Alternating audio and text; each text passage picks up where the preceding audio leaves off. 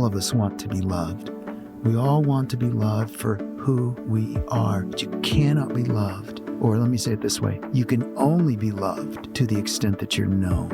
And honestly, if I were to look back and think through how many in that circle knew my mom's background, how many in that circle knew my background along the way, my desires of wanting to be American, I don't think anyone in that circle knew any of that. And we'd probably been serving together at that point, probably a decade or 15 years. So loving, which is what everybody wants, starts with knowing. Yes. And the knowing means not tolerating the cultural differences, but in fact honoring and getting in touch with the differences. And the truth is, there are as many cultures as there are people.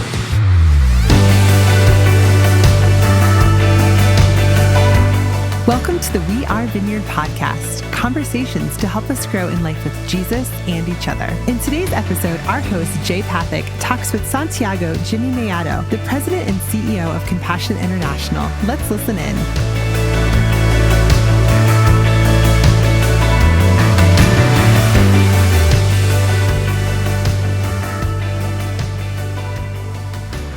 Jimmy, it's great to be with you. This is going to be really fun to talk. Thanks for making time. Truly. Oh my goodness. This was awesome that this window opened up and we could connect, have this conversation. So Jay, evidently we've had lots of points of connect along the way. So that's been kind of fun to review a little bit of history on that front. And so, well, the world is small. It is. It is way smaller than we realize. So I'd love to hear just a bit of your story. I noticed on the way in, your nameplate there. It's Santiago. Yeah. Jimmy. Yeah. Okay, so already we have a story. Like so your actual name is Santiago. Yeah, it's actually Santiago Heriberto Mellado. Oh my good! Wow, that was you flipped into another mode there. I enjoyed that. Yeah. Okay, so it sounds like you were either born elsewhere or definitely from a family that maybe has some background where. Tell me a little bit about where you. Yeah, born, so my where your family's story, probably, as with everyone, starts with your mom. So my story does start with my mom. She it's a good place, yeah. Was born to migrant farmers on the California-Mexico border. And they went wherever the work was. She grew up in poverty, was taught as a little girl how to keep a dirt floor clean and level, and had one toy her entire adolescence. And but she was a real adventuresome spirit, and she wanted to see the world. And she loved going into town to see in the the stores where products were made, and dreaming someday I'd like to go there. And then she met an adventuresome young man who had similar kinds of dreams, also on the Mexico-California border. Both of them grew up in a Mexican culture and Spanish as their primary language. My mother didn't start to learn English till she was 29. They married. They've been married 63 years now, and in that time, they've moved 41 times. So they moved a lot. I moved a lot. Before I celebrated my first birthday, I'd already been to 6 countries. I grew up in 7 countries, and throughout my adolescence, 17 different homes and houses and apartments and whatever. We just moved a lot. And so I was born in El Salvador, in Santana, El Salvador. My dad was there. He's an engineer. He raised his hand when they asked who would go build a dam and a powerhouse and a tunnel in the jungle of El Salvador. So my dad raised his hand, and as a 30-year-old, went into the jungle with 2 little ones, 3-year-old and a 1-year-old, with my, at that time, 28-year-old mom. And then while they were there, then I was born while they were building that project. No doctor, natural birth. We moved from one project to another, to another, to another. That was kind of my upbringing and story of going to all these cultures. My most complicated question as a kid was, and even now, frankly, is, so where are you from? Right. I go, well, I don't know. Yeah. You tell How me, much time do you have? Yeah, exactly. Because I really love and own really every place that we've been. I think of every country I lived and appreciate them, and love the fact that I've really come full circle in coming to Compassion, to go back home to many of the places that I grew up in. And one of my sponsored children actually is from a church that's in the same exact neighborhood that I lived in when I was in 3rd grade in Nicaragua. I walked those streets. This little guy, Carlos, walks today. Wow. And just, you never know where God's going to take you and how he's going to use the experiences of the good and the bad and the in-between experiences of your life to form you when you put your life in his hands. And, one thing you mentioned, interesting, you would notice that Santiago is my name. For those of you that don't know the translation, it's actually James. And James was my mother's favorite book of the Bible. My life, you would think, would be very unstable moving that much, and it wasn't. And it wasn't because of my parents' faith in Jesus and walk. Jesus was a very real presence in our family life. I never knew anything other than that. And I look at my family and I go, well, they were my first small group. My family was my first church. Wow. So that provided a stable experience with Jesus as a part of it in all of these countries where it wasn't the same country, but it was always the same God. Yeah. It was always the same Savior we brought wherever we went, and that really provided stability for me. And we were always involved in the life of the local church. My mom, because of her growing up in poverty, not because she thought it was special or whatever, she always had us involved in the life of the poor because that was normal for her. Of course, you will serve the poor. And sometimes they would pick the church in terms of where they would serve as often the worst part of town because of that. Right. And so here's a 5'3" lady walking with 4 kids, walking into these tough neighborhoods with her 4 little kids. Yeah. Sometimes alone because my dad would be on a business trip or something. And it was never scary to her. It wasn't scary to us. It was just normal. I mean, I'm not sure everyone that will listen to this, but my hunch is that's not the common experience of most people. Most people you meet were not raised. Did you say, I think I heard you say it, 7 countries before you were 6? No, I'd been to 6 before I was 1 year old. Oh gosh! But I was over my so many numbers. Upbringing Okay. Throughout, and that's quite a diversity. Before 18, I grew up in seven different countries. 7 different countries. But even when we were in one country, because we moved from project to project, we kept moving. So that's why the 17 different houses, homes, apartments, whatever. We'd be in one country and we'd move 3 times. Wow. And so were they similar? It sounds like, they in a similar region of the world? I mean, were you? Well, it was El Salvador, Panama, Colombia, Nicaragua, Bolivia, all Central South America, but then there was Philippines in Asia. Oh, interesting. So a little bit of Asia and then mostly Central South America. That's really interesting. Yeah. And so at what point did you or your family sort of become stateside as a more regular way of living? Yeah, so that was kind of interesting story because living in all these developing world countries, we would always come to visit my grandparents, and they lived in Mexico, in the Tijuana, that California-Mexico border, right where my parents were from. They were still there. We'd go visit my grandparents, and they always wanted us to give us a kind of a great experience. So they would take us across the border, and we would get to see the United States, and they'd take us to the best of the best. We went to San Diego Zoo regularly. SeaWorld. That is quite a zoo. Disneyland. Yeah. Magic Mountain. Knott's Berry Farm, when it actually was a farm and you could pet animals way back in the 60s. And they would take us to these places called malls. And I thought malls was like heaven. I mean, like there wasn't a single thing you would want that you couldn't find in a mall. And then we would have that amazing experience in the United States, and then we would go back to where we were. Like in Bolivia, there wasn't electricity 24/7. That's what my dad's project was there to provide. And they didn't have the products, and they didn't have all the things that you enjoy in the United States. TV. We wouldn't have TV as a kid sometimes. You're like, how's a kid grow up without a TV? You did life. And we lived through 2 coups. We lived through the Sandinista Contra Nicaragua coup. Wow. We lived through a coup in Bolivia. Earthquakes, hurricanes, typhoons in the developing world. And for a little kid, when we would come visit the United States, you just have to see from my perspective, it looked like this country was perfect. Yeah. Like it had its act together, as opposed to the countries that I was living in. Right. And so I always dreamed of wanting to come to the United States. And my parents, because they wanted us to learn English, Spanish was my first language, but they would always take us to American schools in whatever country we were in. And I wanted to be American. I wanted to be seen as American. I always was embarrassed the first day of class at school, and I was in a lot of those, even sometimes mid-year. And the teacher would try to say my name, Santiago Heriberto Mellado, and it'd usually get butchered. When they would do the roll call early on, they'd get to the middle of the alphabet, and then there'd be a pause, and I go, oh, man, she's stuck on my name. It's not John Smith. Right. And so we're getting towards the end. Right. You can just call me Jimmy. Right.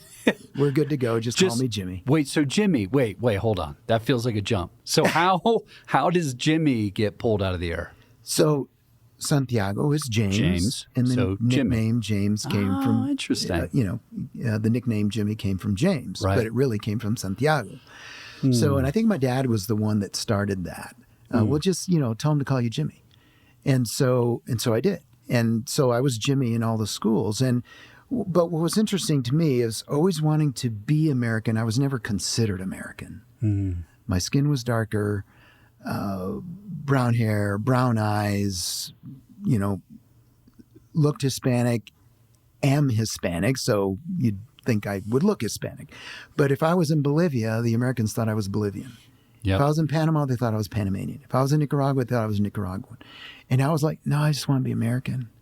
So I dreamed of the day of being able to leave that world behind and come be successful in the United States. That's what I wanted as a kid. And so I was in for a bit of a rude awakening when I came to the United States. At the end of my high school years, at the end of my junior year, actually, at high school, we came to Texas. My dad's company was stationed in Dallas. I was excelling in track, and my dad thought it'd be good to maybe come to the United States, might be able to get noticed by college, maybe get a college scholarship. So I came to the United States at the end of high school years. At that time, it was like a repeat of everything I was growing up with. So I thought, finally, I'm going to come to the United States, the melting pot. Yeah. They accept everybody for who they are, and that's awesome. I can't wait. And when I came to Texas, yet again, I was not American. And in their minds, I was a Mexican, even though I never lived in Mexico. My grandparents and parents did.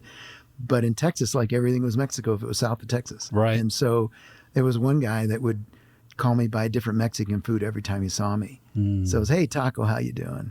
Hey, burrito, what's up today? And that was in the church. Like that was a youth group in the church. So I was not even seen as American in the United States. And that was really disappointing to me. Wow. Because I was like, wow, I guess I'm always on the outside looking in.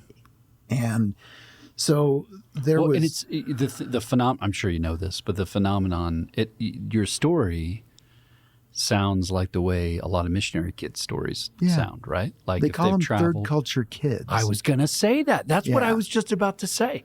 Because I call myself a third culture kid. Yeah. Because like right now, we've never really hung out. But I mean, it's a fun game. If you want to play it, we can play right now. You can guess. Do you want to guess where my family's from? Do you want to guess? You won't offend me no matter what. I promise. Do you want to guess? Greece. It's a good guess. No. It's a little unfair, to tell the truth. It's unfair. My father's from India, Western India. Okay. Gujarat. And he's 5'7" Indian guy. Oh, wow. Yeah. My mom, both her parents from the UK, and some Nordic in her. She's 6 feet tall, blonde hair, blue eyes. Are you kidding me? White woman. No, I'm not kidding. Oh, my goodness. So if you put those two together, you get this. Yeah. But much like your story, anywhere I travel in the world, literally anywhere, people think I'm from there.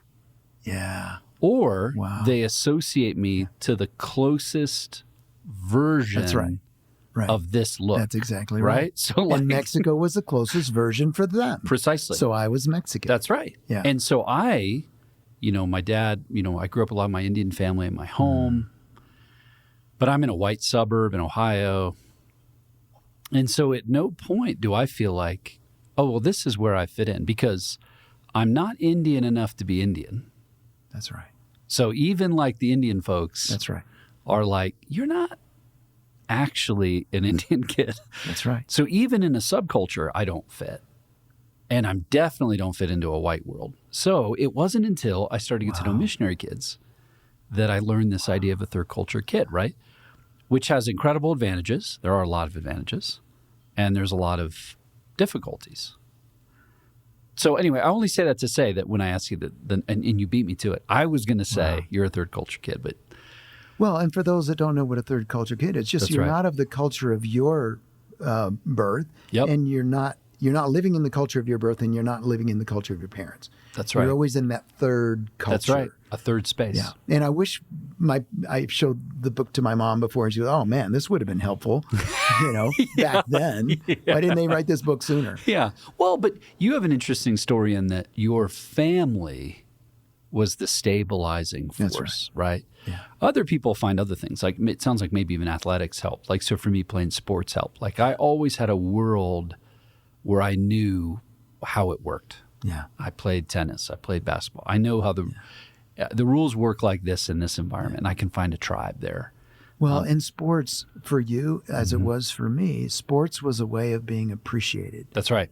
and being able to be wanted. Yep. Because every time you're the new kid on the block, you want to be accepted, you want to be loved, you want to be appreciated and valued. Yes. And, when you walk into something new, everybody has their established relationships, and you're the loner. Yep. So for me, sports was a way of achieving, being noticed, and being wanted.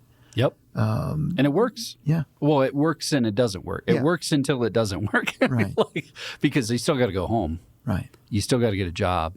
Yeah. You still got to make friends off of the field or off of the court. Yeah. Yeah, and so those things made a huge, and for me, which is a little different than your story, the church became family. I wasn't raised in church. So when I came to Christ and I suddenly realized I have affinity now Wow. with people all over the world and all through time that I never thought about church. I wasn't raised in church. But suddenly it occurs to me, wait a minute. So now I have like aunts and uncles and I have brothers and sisters. Now, of course, there's disappointments in that, like you're describing, like your experience coming to America of like, oh, now I'm an American.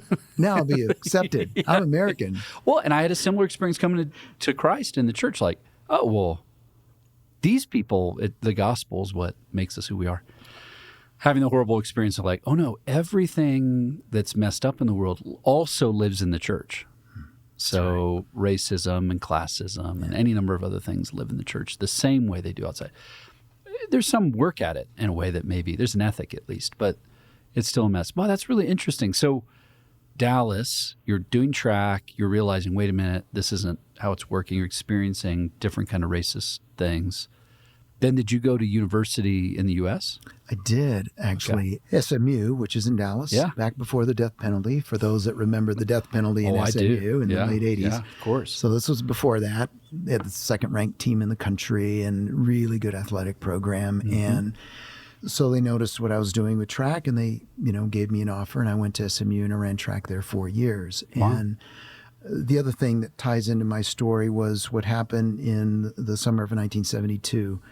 We were in Nicaragua, and that summer I was watching the Summer Olympics, and I was smitten. I mean, I was sold on the Olympic movement and believed, to someday be a part of the Olympics would be an amazing thing.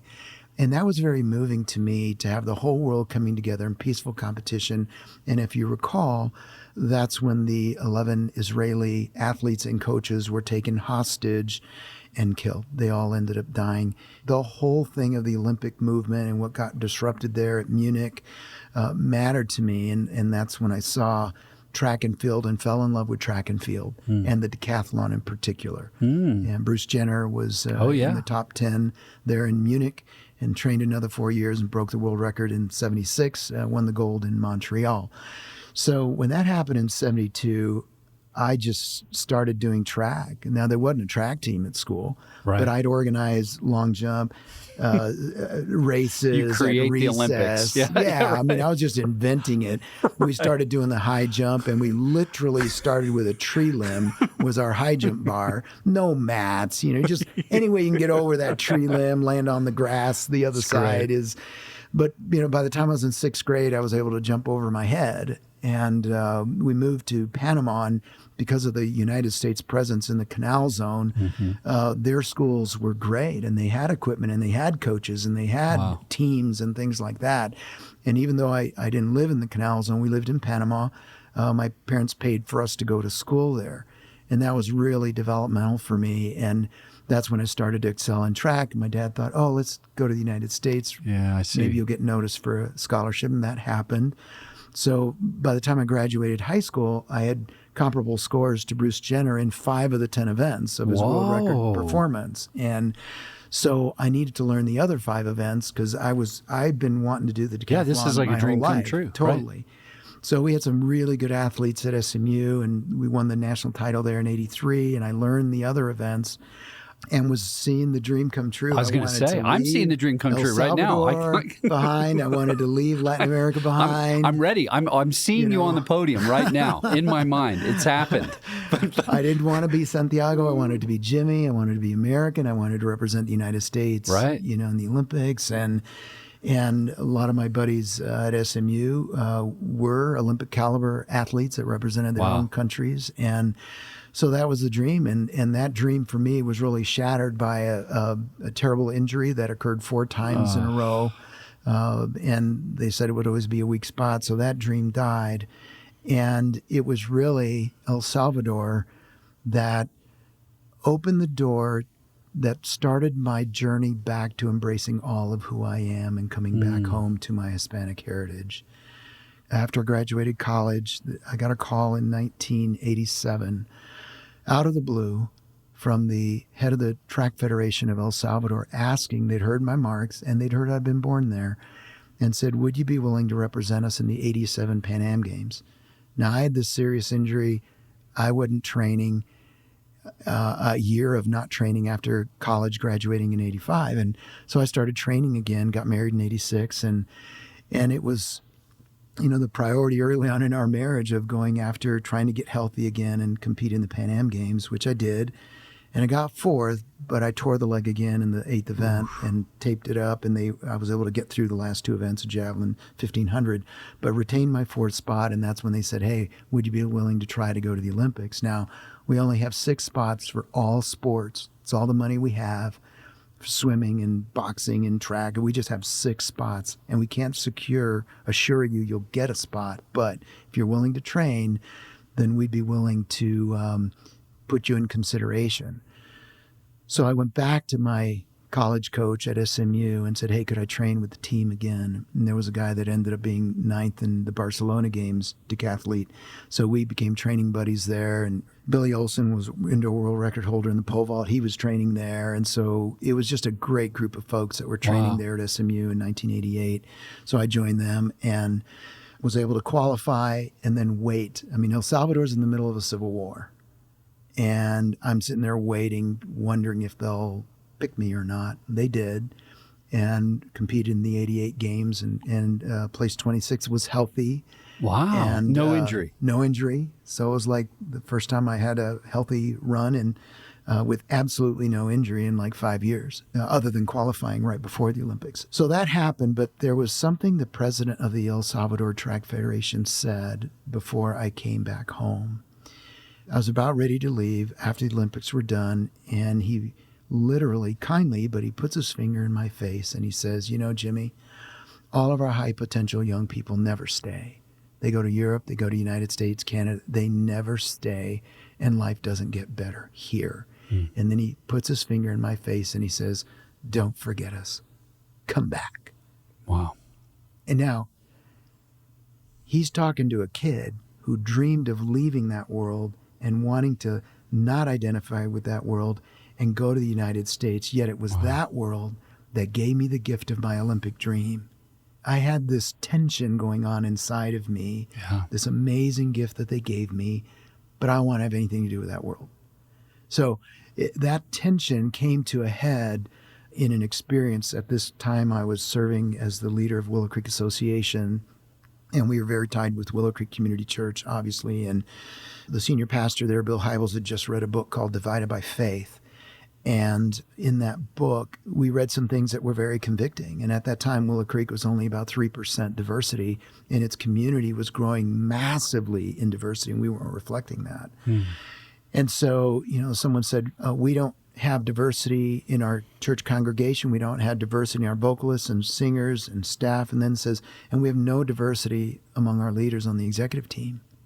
And I'm sitting in the circle. Yeah, raise That's your hand. exactly what I did, Jay. Excuse me. That is Yeah. exactly what I did. I slowly raised my hand and I said, now, just checking. I mean, y'all know my real name is Santiago Roberto Mellado, not Jimmy. And you know I'm Hispanic, right? And everybody laughed. I did too. It's kind of what you do. Mm-hmm. And then the person next to me, honestly, not wanting to hurt me in any way. In fact, this person, I have a great relationship with them to this day. I know what they were trying to do, but they put their arm over and said, oh, and pointed to me and says, oh, but you don't count. And I thought two things when that person said that. The first thing I thought was, I finally made it. I'm finally not that third culture kid. I am finally now on the inside. Wow. I'm not that outside person wanting to be on the inside. I'm in. They're telling me I'm one of them. I'm in. So that was the first thought. The second thought was more Holy Spirit haunting in a good way. And that was the Holy Spirit just saying, and that's not you. Right. At least not fully you. Why do you hate how I ordained you to be born and raised? I'm the one that sovereignly chose your mom, who speaks broken English to this day, Yeah. growing up in poverty. I'm the one that had you be named Santiago because of her love of the book of James. Yeah. I'm the one that had you born in El Salvador, natural birth. I'm the one that had you live and grow in all these countries that you've been wanting to run away from and wanting to be something I didn't create you to be. What is it that you're running away from? Wow. Now, that question was a more deeply profound question. It is. And I thought about that Olympic president who said, don't forget us, come back. I went back to that. So I helped Willow Creek start their Spanish service and served on the board there and, helped bring in a pastor that I knew to lead that congregation still going today.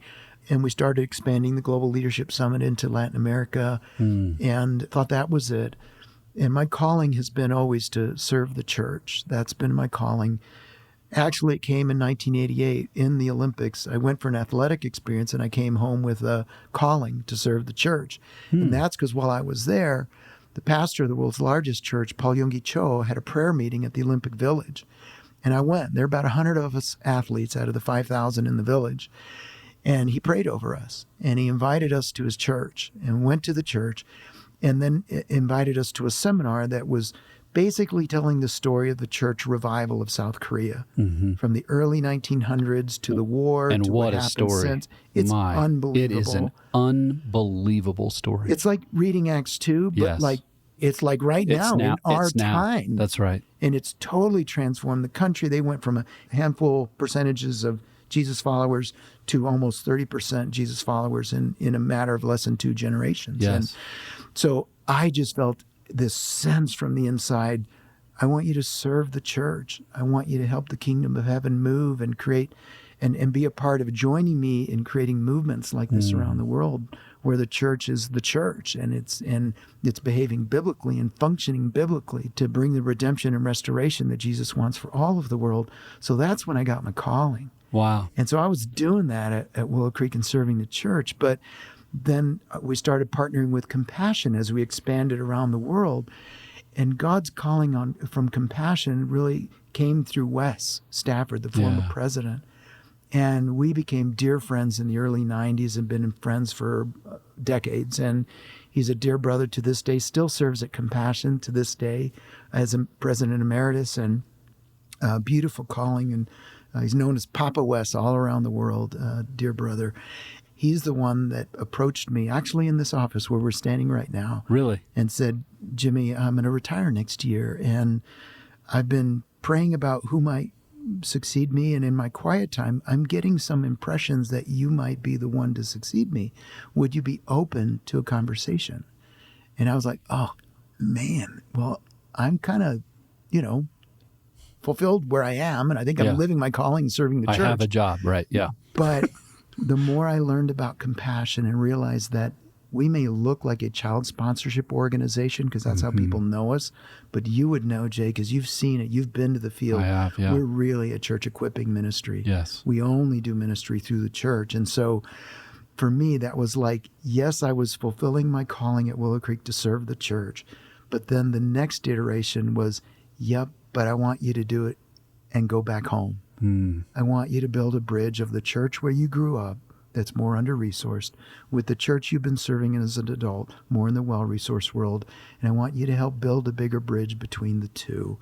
So coming home to compassion is really like the most congruent thing in my soul. That's how I would describe it. It's congruent in my soul, and it's brought me back home full circle to unite my calling with all of my life, not just a part of my life. Yes. And so I don't have any need of it doing anything else in the future. If the Lord would allow me to keep serving in this way, I'm good to go. Can you still throw a javelin? You know what?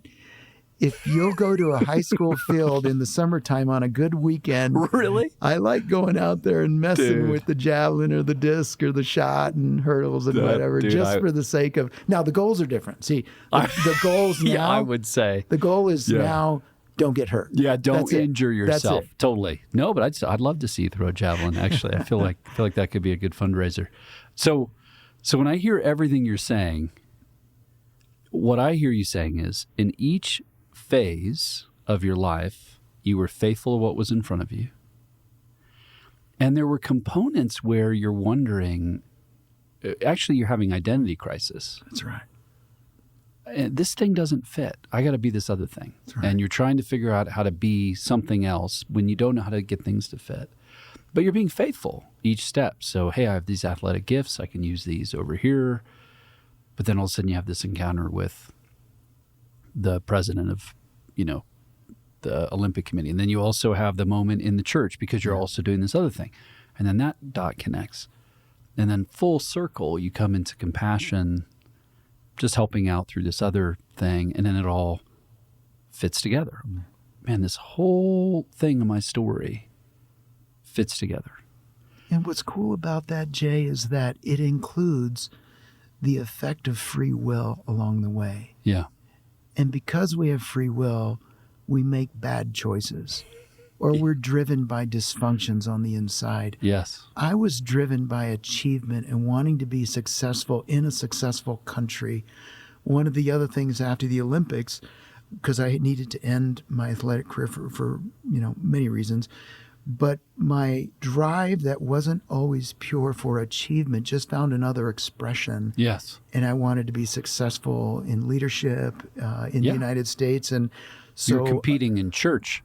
Exactly. Well, and even before, but you're right. But even before that, my dad had been encouraging me to get an MBA. And, okay, so in business. Yeah, right. and I actually, after coming home from the Olympics, wanted to serve in a church because I wanted to fulfill that call. Right.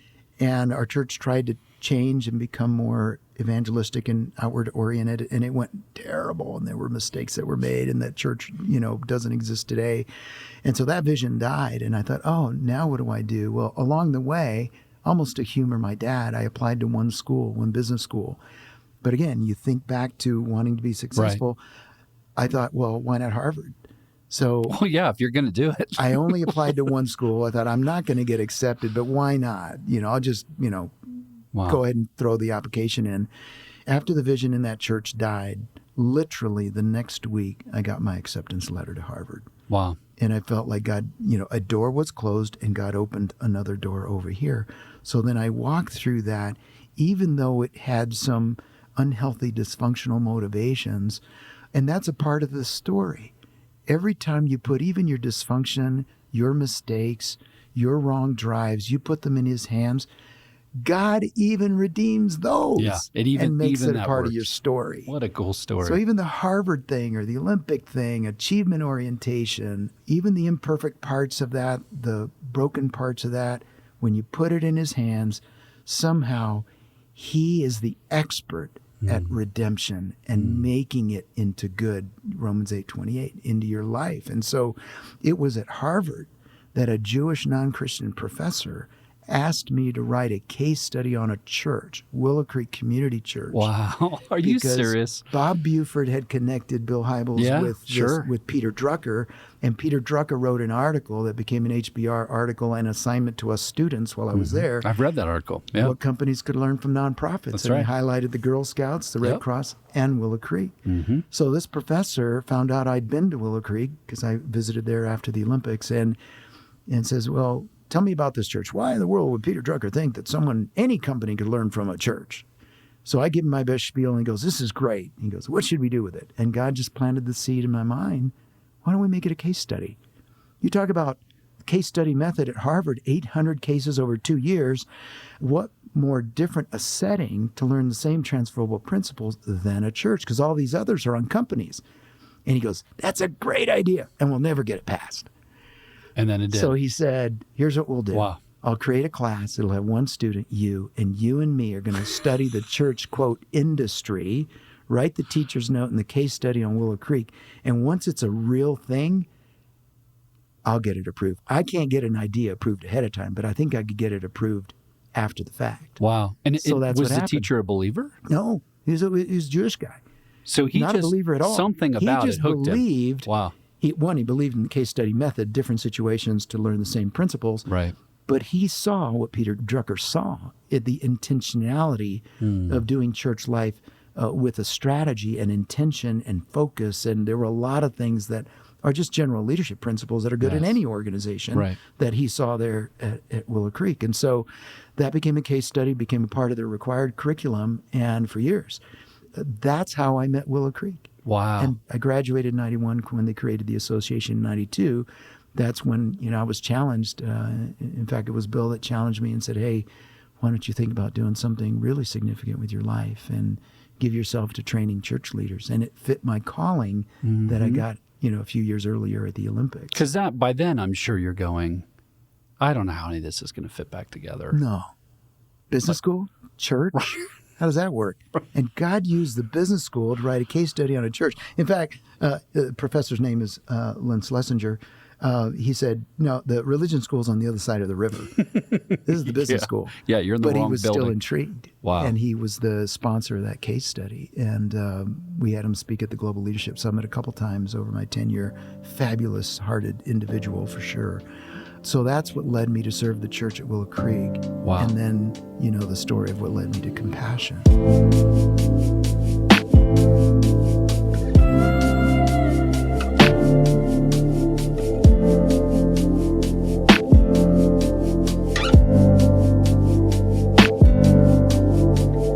Each quarter on the We Are Vineyard podcast, we will focus in on a theme for all of our interviews. For the first quarter of 2022, the theme is Equipping the Saints. And every month, we're going to introduce a new recommended book or resource to dig in deeper. This month, we're recommending that everyone reads Strong and Weak by Andy Crouch. Later this month, we'll interview Andy to hear a deeper dive on this book and much more. Strong and Weak is available through Vineyard Resources and wherever books are sold.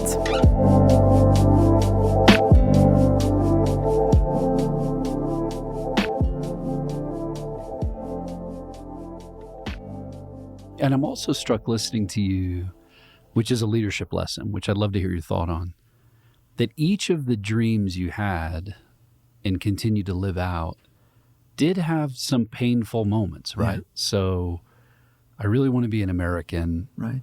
And that's not what you thought it was going to be. Almost like Jonah running away from what God was wanting for you. That's right. Yeah. Then I really want to be this athlete. Right. And I have this dream and Bruce Jenner, whatever. And fourth is pretty good, but I bet it wasn't what you thought it was going to be. No. And then, I mean, I'll take fourth right now. But anyways, but then there's another set of dreams around. Oh, now I get to be in the Olympics, and now this church thing somehow in here. Okay, so I'm going to do the church thing. Church thing falls apart. Okay, so now I'm going to Harvard. Yeah. Okay, so business thing. Well, now I'm in a church thing, and I know enough about the Willow story to know. Oh no. Yeah. This didn't go the way we thought it was going to go, or it did for a while. Yeah, for a good long time. And now there's whatever amount of pain and challenge in that. And now, okay, but wow, this other thing opens up. So what do you think? Because what I noticed, Jimmy, with so many folks is any one of those things ends them. And they tell some story from 20 years ago. Well, let's just say it from your story. Your story could be, I tried to help out this church and it didn't work. Yeah. And I've been selling cars or whatever, in the Dallas area, which wouldn't be a bad life, by the way. I mean, if you love the Lord and you're doing your thing. Yeah.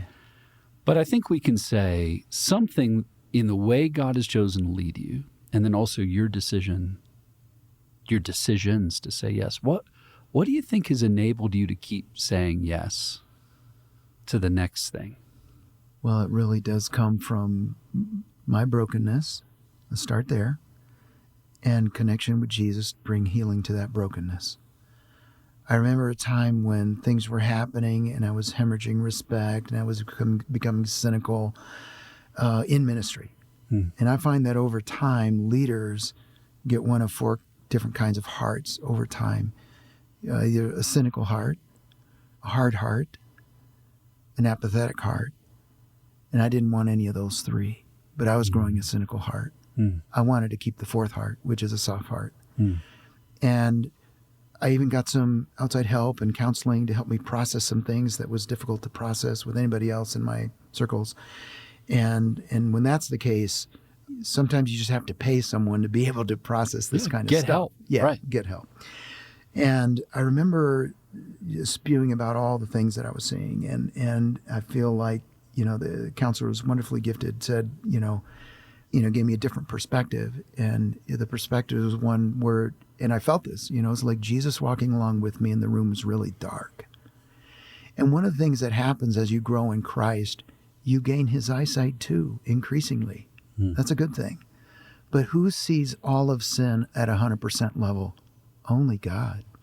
God's the only one that sees all of the sin, all of the shortcomings, all of the immaturity. So as you become more like Christ, why should we be surprised that we begin to notice shortcomings in others, shortcomings in that church, things that are immature or wrong or dysfunctional? As we're growing, of course we'll see those things. But see, now our human strategy is to become cynical about that, or to quit on that, or to get a hard heart about that, or to become apathetic. That's the human strategies that are often used. And I could see them welling up in my heart, the temptation to take one of those 3 strategies. And instead, this counselor was helping me take the 4th strategy. What does it take to have full knowledge and full acceptance and understanding?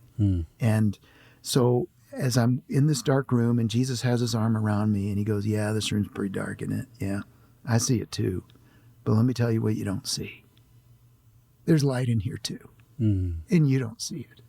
I see it. So you have some growing to do. So you can see the light that I see that's in this dark room. And by the way, I know you see this darkness outside here, but there are a couple drawers and a couple doors and rooms in your house that need to be opened up. They're pretty dark. And so why don't you and me go deal with those dark spaces in your life? Yeah. I'm working on the rest. That's not your job to redeem that. That's my job. But it is your job to invite me in to redeem the parts of you that are dark. So let's go into those rooms. So I shifted my focus from judging and condemning and blaming and shaming the outside shortcomings to not doing that in my shortcomings, but to step into my shortcomings and allow grace to heal those. And there's a verse in the Bible, it's actually a verse fragment that is forefront in my mind, became forefront in my mind at that time. And that was that New Testament fragment of a verse that just says, I, Paul, chiefest of sinners. Yeah. I love that verse because for years I could not touch that verse. I'd read it, I couldn't touch it. I didn't get it because I was like, wait a minute, this is Paul. Yeah. And he didn't say I was the chief sinner when I was persecuting Christians. He was using present tense. Yeah. Is it hyperbole? Is he just making is it an false illustration? humility? Right. Is he lying? Is it wrong? But hey, this was the inspired word of God, so it can't be that. So that would affect my theology. And I'm not going to give him my theology. Right. So then I'm reading this and I finally got in touch with it to understand that the writers of Scripture, which I knew technically, I just didn't know it in this practical sense. The writers of Scriptures wrote and were inspired by God, but they did write it through their point of view, from their perspective. And from Paul's perspective, he was so undone by his sin in his life at that moment. He was more in touch with his sin than anybody else's sin, and that's why he couldn't imagine that anybody was a worse sinner than him. Not to the shaming of himself, but to the healing of how Christ could, where sin abounded, grace abounded that much more, and then grace could provide healing for that part of Paul that he thought no one could have more sin than me. And every time I become more acquainted with someone else's sin than my sin, that's like a huge red flag. Something has flipped in my heart, and I have stopped living that verse, I, Jimmy, I, Santiago, chiefest of sinners. That's where I want to live, so that I don't ever step into that space that's God's to step into of fixing other people, and just being a part of joining God in his redemptive work in me, and then letting any ministry to others flow out of fruit of who God is creating me to be. Amen. And, a lot of people in compassion would say that I repeat this a lot, but this is where it came from. And what I repeat a lot is that the greatest gift that I can give to this ministry, or even the Lord, is not anything I do. It's in fact the person I'm becoming. That's right. Who I am. And that my achievement orientation, where a lot of times it was driven dysfunctionally. And there was this counselor actually that met with me and reviewed my life and said, it seems, Jimmy, that you're driven by this phrase.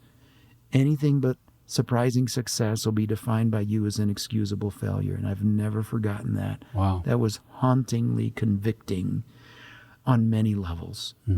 I've left that form of motivation and personal striving and expectation and said, if I'm going to achieve anything, I only want it to be as a result of natural organic fruit that flows out of the person I'm becoming in Christ, period. Whether I lead, just being, every interaction, I want it to flow out of that kind of person.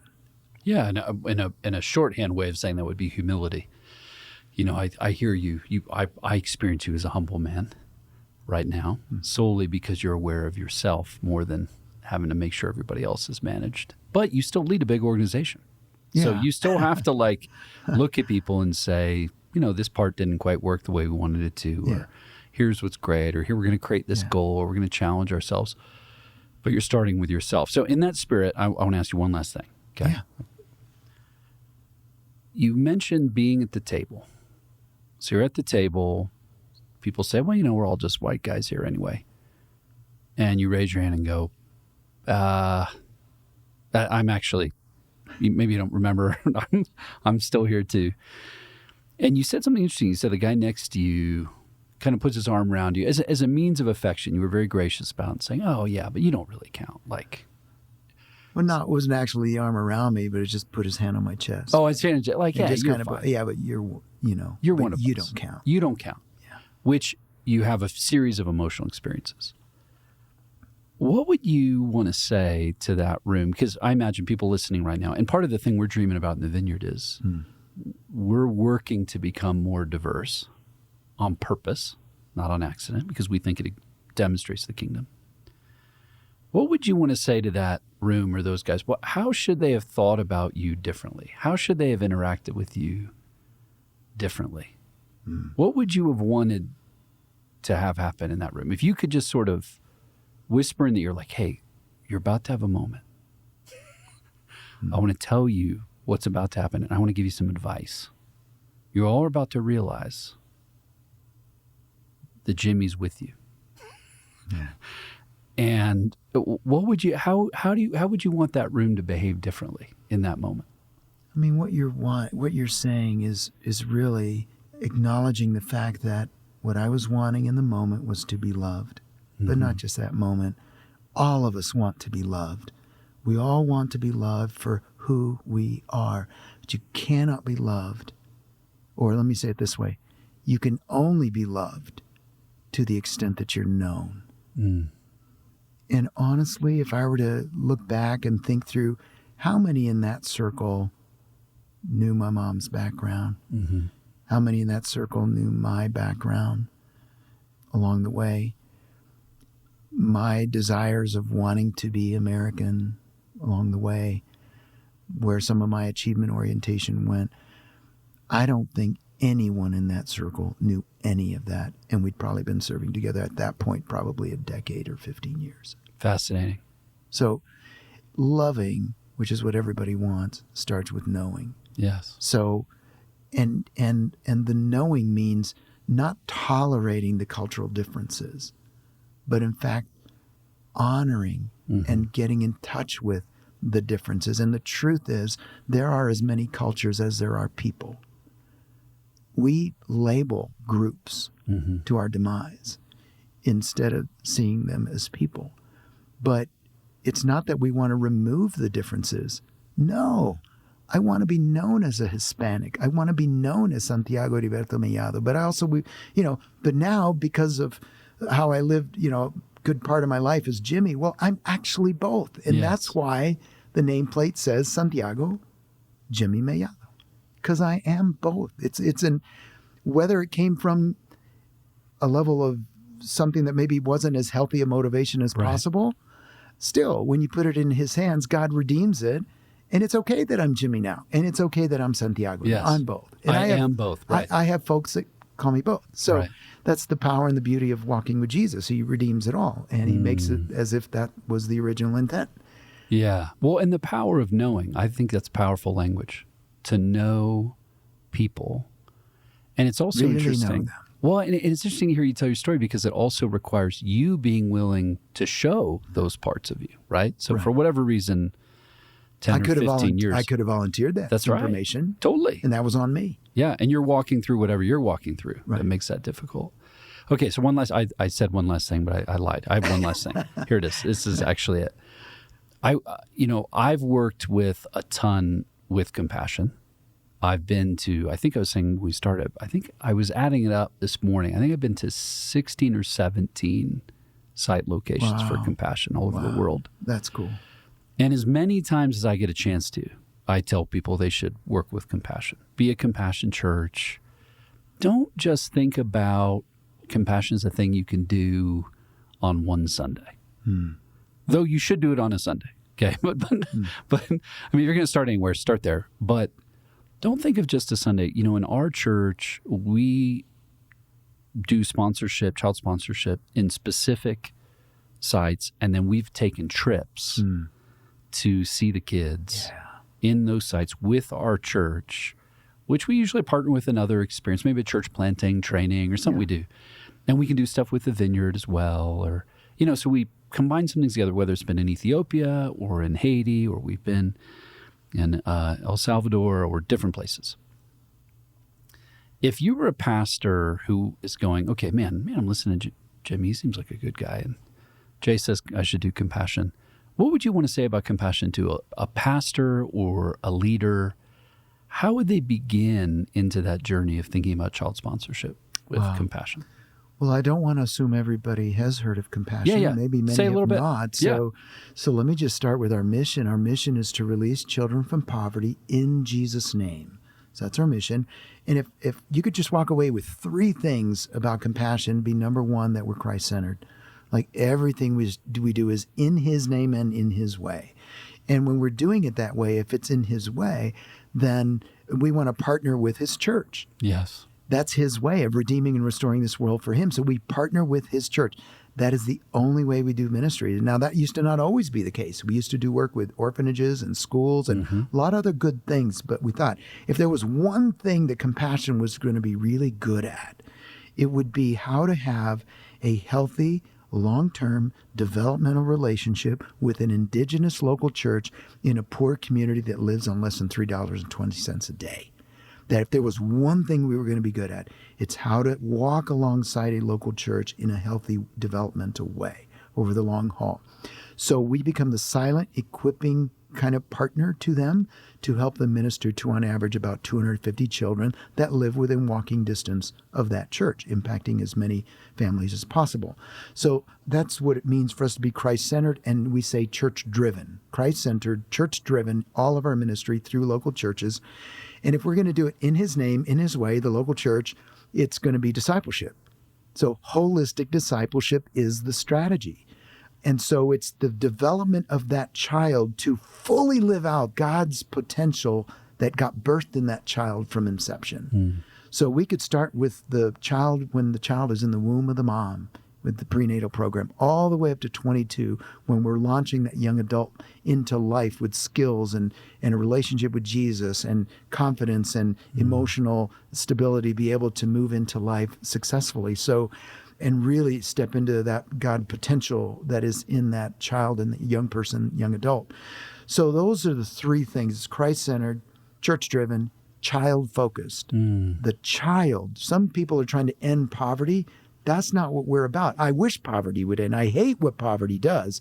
But as long as poverty exists, our goal is to equip young people to be released from poverty, whatever that poverty might be. It's powerful. And we start with those kids that are in economic poverty. So those are the three things that I'd like to, share about compassion. The other thing I would say to pastors in particular, and I'll use it by way of an illustration, real life story that happened this last year. Got a call from a church in Texas, a small church in Texas, and they said, hey, we want to double our kid ministry.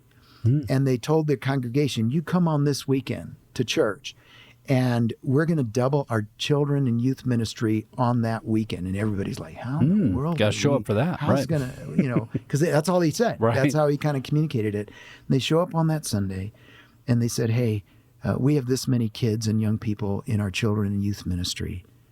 And out in the hall, there are that many packets that represent children in churches in, I can't remember which countries they were, but in countries that we care about.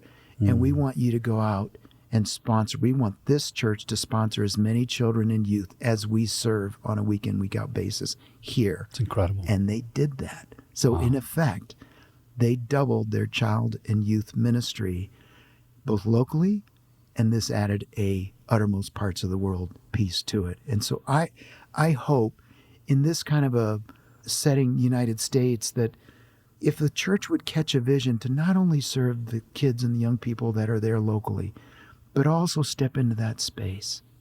And maybe for every kid they serve locally, they'd serve a kid globally. It's a great vision. Well, and again, I can give personal testimony. Having been, we've had a compassion daughter that just now is aging out. Oh, wow. Yeah. She is HIV positive from her parents. Wow.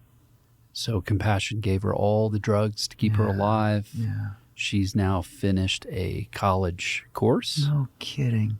I've been to visit her 3 times in Ethiopia.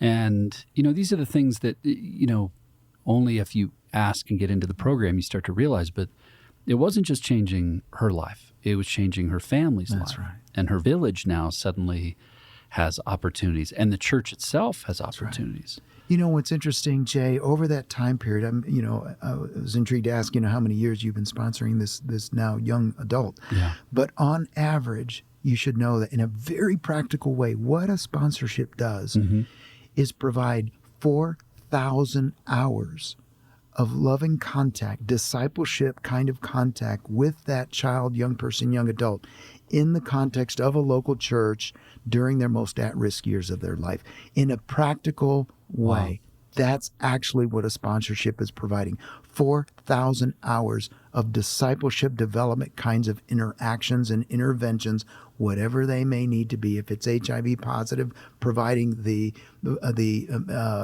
medicine for that to keep that child growing. If it's bad water, it doesn't matter what it is. We want to work with that church to bring help on that side of it, whatever it might be. Well, and I've watched it. I mean, bottom line, I've seen it. And then I've gone with a bunch of our folks to different sites, and I've watched it. These aren't like, I suppose there might be a kid named this. You get to go visit that kid. You get letters from that kid. Sure. One of the things we do in our church is try to create letter writing nights so that we write letters, to the kids that we sponsored, and you get letters back, and you get to watch them grow up. And And even starting to know some of the folks that have come through Compassion who then, I think you have a few folks that are in government around the world now that came through Compassion, people that are running and leading businesses. Pastors of the churches where they were in the program. Exactly. And now they're the pastor of the church. Exactly. I love those. Yeah. And so you've been around long enough to watch these things over time. And so, I've said it over and over, every Vineyard stage I can be on, like, why would you not do this? And it really does fit with exactly what you're saying, what we think the mission of what it means to be a local church is Jerusalem, Judea, Samaria, and to the ends of the earth. Yeah, and so every practical way of doing it. A missionary. Yep, that's right. And you can do it. Everyone can play ball. It's accessible. You guys do a ton of the work, and we get to partner with you to do that. So anyway, well, thanks for spending time with us. It's been a great time to sit and talk. I would love to spend another time with you. Maybe if you'd allow it, we can come back. Great, Jay. Okay, great. Well, hopefully we can do another part. But this is really awesome. helpful. Thank you. Thank you so much. The We Are Vineyard podcast is a production from the team at Vineyard USA. If you've been enjoying the podcast, here's a few ways you can help us. Leave us a review on the podcast platform of your choice. This helps more people find us. Connect with us online for additional resources. Our website is vineyardusa.org, and we're on Instagram, Facebook, and Twitter at VineyardUSA. Thanks for listening. See you next week.